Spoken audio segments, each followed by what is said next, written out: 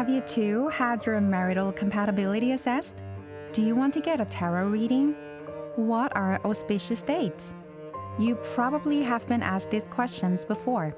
But hey, did you know? The fact that the Catholic Church is firmly against all these superstitious practices.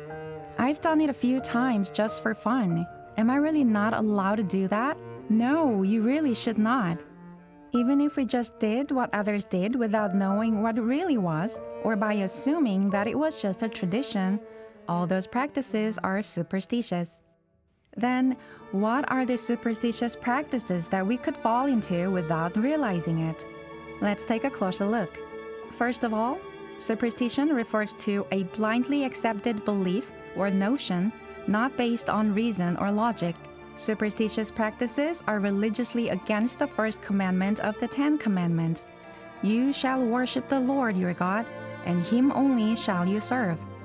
One of the superstitious practices that people often fall into is idolatry, which worships someone or something other than God as though it were God.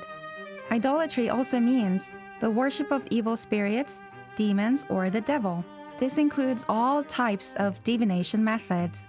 Going to a fortune teller to ask about your fortune of the new year or something in the future, asking about the 4 pillars of destiny to get your future events foretold, having your marital compatibility assessed before marriage, selecting an auspicious date for moving, or choosing a name for your baby using the 4 pillars of destiny, and visiting psychics or fortune tellers wondering about your past life are all different forms of idolatry.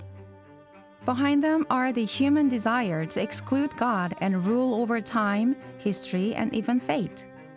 The proper attitude of a Christian is to abandon unhealthy curiosity about the future and leave it all to God.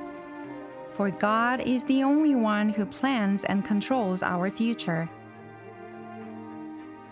The next superstitious practice that people often fall into is honoring God in the wrong way. That is also against the first commandment of God, and is called irreverence. Irreverence is an act of blasphemy that tests or disrespects God. To test God is to say or do something desired for some effect by God's power. For example, you tell God, "You're almighty, so don't let me get injured even if I fall from extreme heights." Or you ask to be healed only through prayer while refusing treatment. Or test God whether or not He will answer your prayer under certain conditions. Furthermore, blasphemy, which shows contempt or lack of reverence for God, includes insulting the sacrament or liturgy, the people, objects, or places consecrated to God. In particular, blasphemy, the act of insulting the Eucharist, which is the body of Christ, is regarded as a mortal sin. Because the Eucharist, the body of Christ, is the object of utmost respect while being the heart of the Catholic faith, the Church prohibits superstitious practices. The more that you know, the easier you avoid, and the less that you know, the easier you fall. Now, everyone knows what is worshiping of something other than God and what is disrespectful to God. We should not all fall into superstitions.